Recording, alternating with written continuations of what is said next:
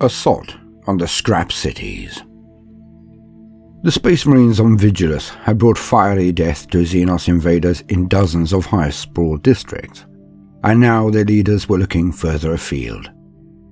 If the Imperial Alliance was to win the war, they would have to take on the beast in its own lair. The charge of the Dara Var Freeblades, though ultimately doomed to failure, had opened up an unprecedented opportunity for the Space Marine Coalition. Perhaps Captain Fane had foreseen this as a consequence of his covert orders to the young Imperial Knights. Perhaps the Adeptus Astartes were simply capitalizing on the changing face of war. But for a time, in the Ork territory to the east of Mortwald, known as the Green Diamond, all eyes were upon the spearhead of Imperial Knights moving in for the kill.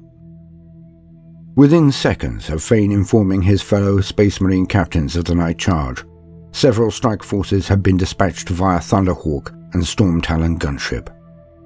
The bike-mounted assault companies of the White Scars, led by Olugin Khan, and the Raven Wing, led by Taciturn Menelaus, were not far behind. Seen from the Aeronautica Imperialis bombers that flew in support, the Space Marine assaults were small but lethal, closing upon their Scrap City targets like torpedoes striking through the void to scuttle a group of bulk cruisers. The capabilities of the Ork heavy artillery, bristling from the sides of their vessels and built for ship-to-ship combat in the depths of space, had been felt keenly by the Imperial Guard columns that had strayed within range. A single shell could blast apart a tank squadron and wreak havoc upon any that approached the Scrap Cities from the wrong angle. Those who attacked the Orks in broad daylight would soon enough be treated to a broadside so powerful that it left a ridge-like chain of craters across the landscape. Olugin Khan, known to some as the Skyhawk for his knack of ensuring air superiority, had mounted enough aerial reconnaissance to spy out where the super cannons of the Orks were situated, and the areas that they would target. Many of the Ork broadside guns had been dismantled and rebuilt on mobile carriages, the better to cover every angle of approach. Olugin's squadrons of Storm Talons had reported back that those guns were now targeted on the Knights and Titans that had made their forlorn charges against Rundhive, Drogzot's Crater, and Fortress Daka. Accessing combat data from previous mechanized assaults, the Khan mapped out routes of approach and capitalized on the blind spots of the Ork guns, a technique he had learned from the harsh lessons of the Damocles war zone. He drove his strike force like a spear into the belly of the Xenos settlements. The initial attack runs saw the biker packs reach the enemy with only a few casualties, for the first of the Freeblade Knights was still holding doggedly on, covering their approach. Every greenskin eye watched hungrily as that proud knight was finally pulled limb from limb. Thousands of Orks died in that first assault, torn apart by massed bolt of fire as the White Scars and Ravenwings swept in. They jinked through alleys and scrap shanties, attack bikes' heavy weapon firepower thundering into the revving war wagons and flatbeds that sought to mobilize and join the fight. Wherever the Orks gathered a cogent defense, the Space Marine bikers would peel away, coming back around in a screeching circle to attack from another direction.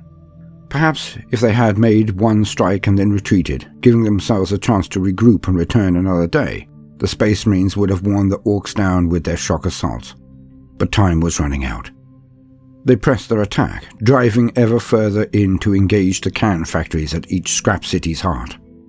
Orks did not scare easily from battle, especially not when they have numbers on their side. If anything, the din of war makes them even more bellicose and aggressive. As such, the greenskins swarmed to meet their Space Marine foes, and with not one but two forces fighting against them, the increasing heat of war inflamed their lust for conflict to critical levels. It was at that point that the entirety of the Ravenwing army broke off from the engagement and made straight for the Vulian swirl. They did not communicate their intent to the White Scars they had been fighting alongside. Indeed, it seemed to Olugin Khan an act of cowardice, though he is loath to believe it. With half their strike force gone in a matter of seconds, the White Scars found themselves fighting a growing horde of battle-hungry Orks, including no small number of warbikes that were every bit as fast as their own steeds. Olugin Khan had no option but to order a fighting retreat, hurtling into a dust storm with vows of revenge upon his lips. A new doom. The fate of Vigilus was swinging from salvation to damnation, with each day the war ground on. For every district reclaimed, another was lost.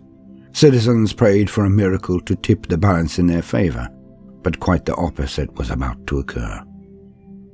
With the Vigilus Senate making uncompromising strategic decisions, and the Space Marines attacking high-priority targets in a ceaseless crusade of destruction, the Imperial citizenry had begun to hope that they could win back their planet. Then a new threat loomed. Strange vox ghosts and unsettling omens had intensified of late, unsettling all who heard them.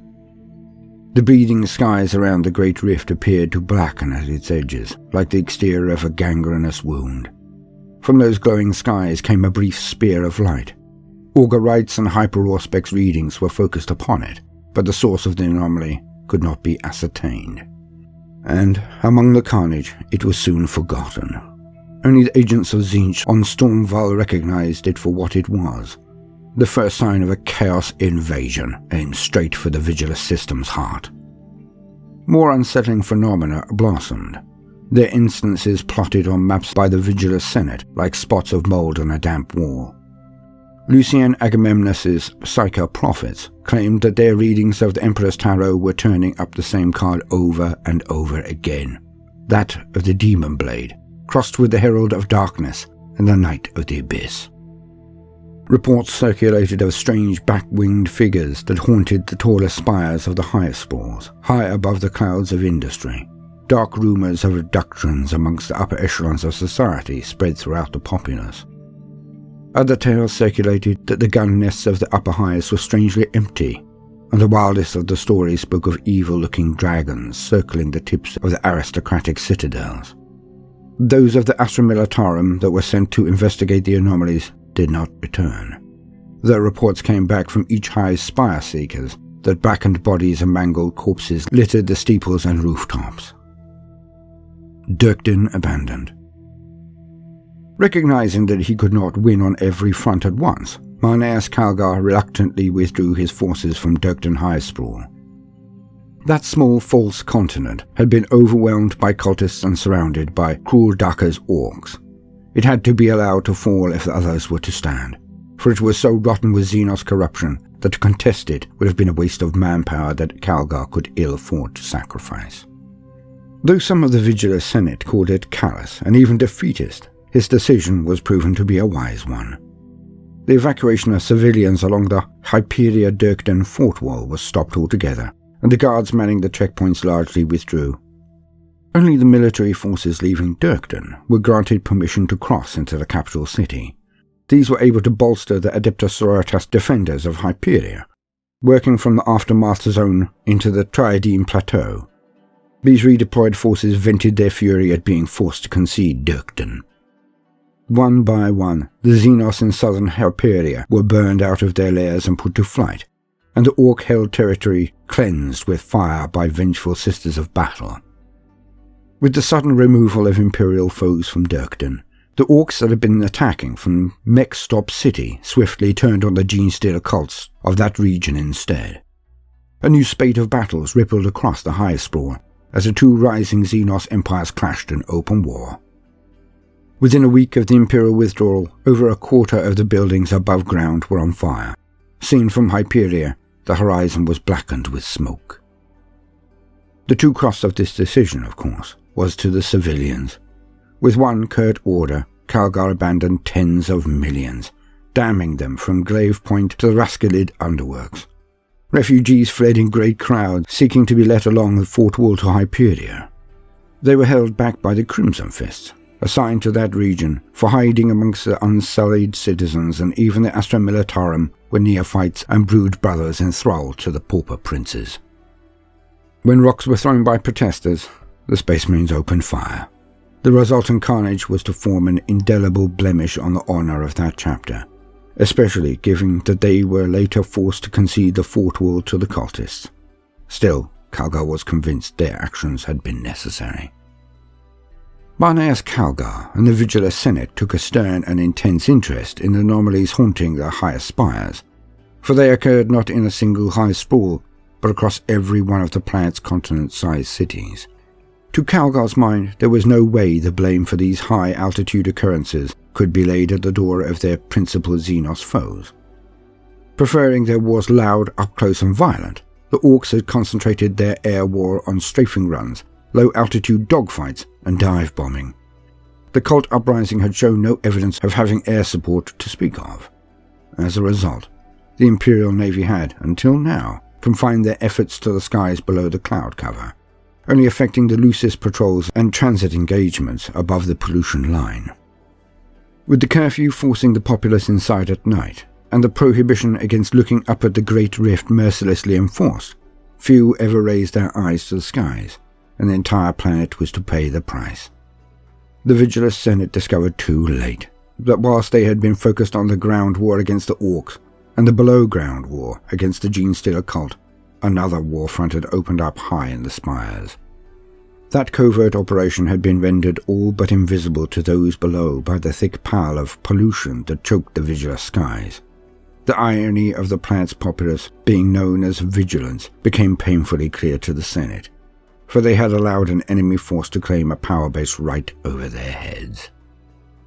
The plague of nightmares that had assailed Vigilus ever since the breaking of the Noctis Eterna grew more and more intense.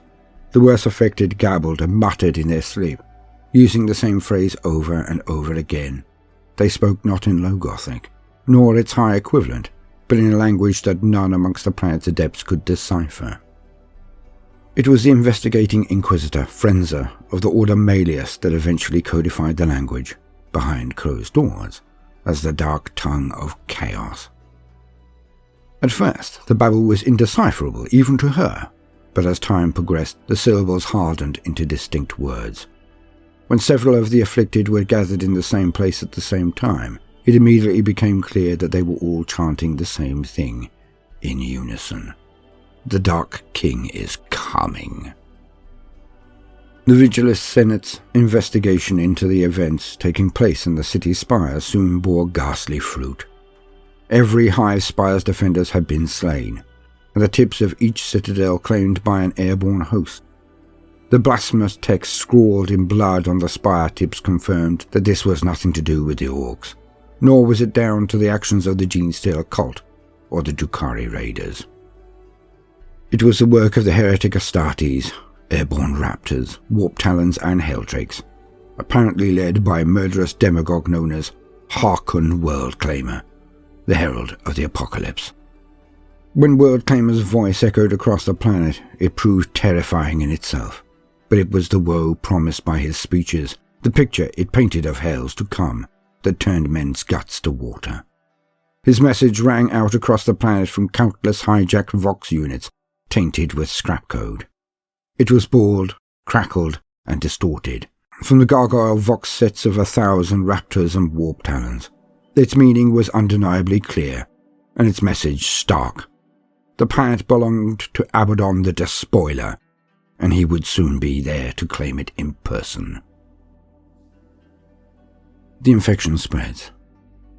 As Promethean fires blazed around Dontoria, the Iron Hands enforcing the quarantine allowed frustration and repugnance to overwhelm their nobler natures. Ruthless efficiency became sheer brutality, and desperation turned to terror amongst the trapped population. Preferring to brave fire and pox than face the merciless Iron Hands, bands of resourceful Dontorians broke out of the restriction area and fled. Efficient as strategic cogitators, the Iron Hands deployed kill teams to contain these breakouts. However, their forces came under sudden heavy attack from the Death Guard still lurking in the city. Reports circulated of demonic entities manifesting alongside Mortarian's sons. The Herald of the Despoiler. Across every high spool and slum on Vigilus, a darkly charismatic voice rang out. It was that of Harkon Worldclaimer, called by some the Herald of the Apocalypse. He broadcast his message to human, Ork and Genestealer cult alike, and through arcane means ensured it reached every ear able to hear it. By its spirit linking the demon-tainted Vox array to those of his widespread raptor acolytes, his Helldrake fear squadrons, and even the loud hailers of the high spires he had already captured, he made sure that his ominous message was spread to every corner of the world. This planet is claimed in the name of Abaddon, despoiler of worlds, know that you will kneel before him, or you will burn. The rise of chaos. With the Imperium's armies fixed on the combined threats of Orks, Eldari and Genestealer cults, the forces of Harken Worldclaimer and the Black Legion had already inveigled themselves into the planet's upper spires. They were preparing the way for something much worse. When the Vigilus Senate gathered in an emergency conclave to discuss the new enemy that had revealed itself, there came a terrible rumbling crash from high above. The vaulted roof of the sealing room caved in as the giant golden colossus that once perched atop the Saints' Haven Palace, a graven image of Lucian Agamemnus IX, came smashing down through the stained glass. The statue was so large and heavy that it crushed a dozen attendants and smashed the antique debating table to splinters, bowling over Calgar and his 2 Vitrix Guard aides in the process. A great gout of demon fire washed through the council hall in its wake, killing a handful of Primarius guards with its intensity as a Helldrake demon engine roared a wordless challenge into the chambers below. Marneus and the Victrix Guard fired upwards in response, shielding their eyes against the glowering great rift high above them, but the beast had already fled. Calgar thought fast, dispatching a Thunderhawk and an escort of Storm Talons straight up into the clouds. An aerial clash ensued between the scrambled force and the Helldrakes that circled the broken tip of the hive. After a grueling battle, the Adeptus Astartes prevailed, though none of the Senate was foolish enough to think the matter at an end. Chaos was corrupting the planet in a dozen different ways. In the far south. In the south, Kalak's Bane had become even more vital, for the planet's sources of water had dried up one by one. 7 Imperial armoured companies fought their way across the orc-infested waste from Solar, the Sentinel Hive in Otek Hivesprawl, towards the tundric perimeters of Kalak's Bane. They passed through the Bastion force field network during a shutdown engineered by their accompanying Tech Priest engineers, and united with the tattered remnants of the continent's garrison. Their respite was brief. The snows were haunted not only by Tukari raiders, but also covens of automaton-like Thousand Sons. The Rubricae, clad in black as well as the cyan and gold of the planet of sorcerers, lit the snow with volley after volley of inferno bolts. The Lord Commissar providing the armour's company's spiritual backbone, one Barthold Dorst, ordered his tanks to effect a headlong charge, crushing several of the automatons in the process. Nonetheless, even the Lehman Russ tanks were eventually melted under the sorcerer's warp fire sent their way, and only a handful made it to the glacier mines beyond. The rulers of Mortwald, thrown into a state of high anxiety by the rumours of a Gelapox outbreak on the northern borders of their coveted landmass, shut themselves in their strongholds, but not before issuing the order that all sterilised food and water available be seized and locked in there with them. Over the course of the next few months, they bled the workers of Mortwald white, claiming far more sustenance than they could ever consume, even if each of their number lived to be 1,000 years old. Word of this reprehensible behaviour reached the demagogues and preachers of the worker populace, and within the week, an insurrection seized on the continent's outskirts that had nothing to do with Xenos cults or chaos demagoguery. The Voxways and comms networks of the Imperial war effort, already rendered static-laced and inconsistent by the baleful influence of the Great Rift, were haunted by whispers that detailed 1,000 atrocities to come. At times, the susurrus of voices grew to a hideous, deafening shriek that shredded the nerves of those who heard it. Over time, the auditory barrage took an ever greater toll on Vigilus's Astra Militarum defenders. Eventually, many regiments stopped using their long-range Vox altogether, with the breakdown of communication lines further hindering the cohesion of the war effort on the planet. The Vigilus Senate was forced to spread its assets thinner and thinner. The battered world had been brought to breaking point, and the worst was yet to come. The raptorial host descends. On wings of fire, the raptor warbands that followed the herald of the apocalypse came down from vast chaos ships on the dark side of the planet. They concealed themselves in the clouds, and from there they attacked the upper echelons of the Vigilus Hivesprawls. They came by the 1,000. Their jump-pack contrails scarring the skies until the night air appeared like a writhing nest of worms. Entire aristocratic dynasties were eradicated overnight, as the Raptors fell upon the leaders and would-be rulers of each continent, aiming to destabilize the planet to the point of no recovery before their true master, Abaddon the Despoiler, arrived to claim it as his own. War amongst the spires. In the highest levels of those high spires still standing over Vigilus's troubled cities, the close assault specialists of the Necropolis Hawks, the Raven Wing and the Ultramarines united to take war to the Chaos invaders plaguing the upper spires.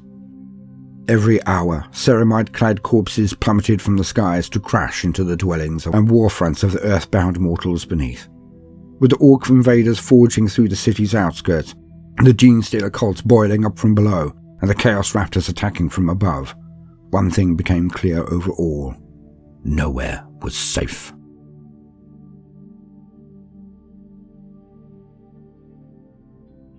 End quote.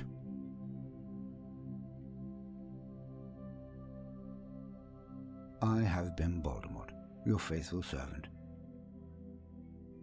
Now, no matter what you do today, do try to make time for fun. Toodaloo.